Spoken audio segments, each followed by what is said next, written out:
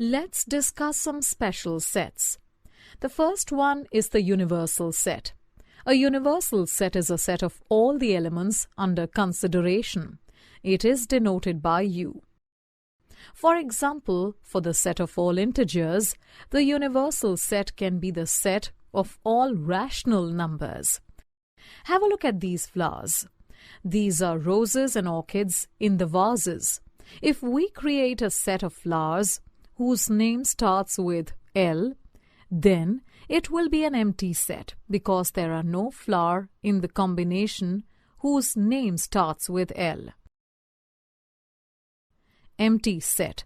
The set containing no elements at all is called the null set or the empty set or the void set. It is denoted by phi or curly bracket. It may seem odd to define a set that contains no elements. However, one may be looking for solutions to a problem where it isn't clear whether or not such solutions even exist. If it turns out that there isn't a solution, then the set of solutions is empty. If a set U is of words in the English language, then words with more than 30 letters would be an empty set. Have a look at these flowers. You can see that there are 3 roses and 3 orchids. You can count these flowers, so they form a finite set.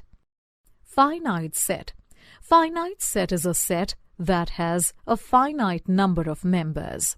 If the elements of a finite set are listed one after the other, the process will eventually run out of the elements to list.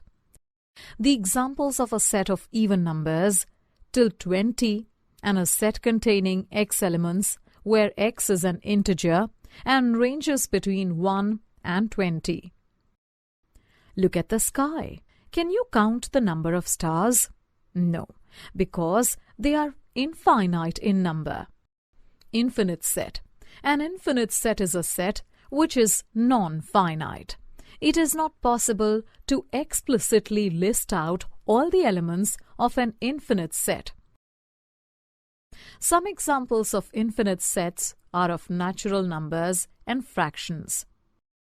Look at these 2 vases. There are roses in one vase and orchids in the other. Now, when the 3 orchids are replaced by 3 roses, they become equal and form an equal set. Equality. 2 sets are said to be equal if and only if they have exactly the same elements. In this example, the first set of 1, 2, 3, the second set of 3, 2, 1, and the third set of 1, 1, 2, 3, 2, 2 are equal. In this second example, A is the set whose members are the first 5 positive whole numbers and B is a set of elements 4, 2, 5, 1 and 3. Now let's check if they are equal or not. They both contain 1, 2, 3, 4 and 5. We have checked every element of both sets. So, yes, they are equal. Note 2 more facts about equal sets. The order in which elements are listed does not matter. If an element is listed more than once, any repeat occurrences are ignored. Look at these plants and animals. Do they have anything in common? No. They form a disjoint set. Disjoint set. 2 sets are said to be disjoint if they have no elements in common. Let's see this example. If A is a set of even numbers and B is a set of 1, 3, 5 and 11, then A and B are disjoint.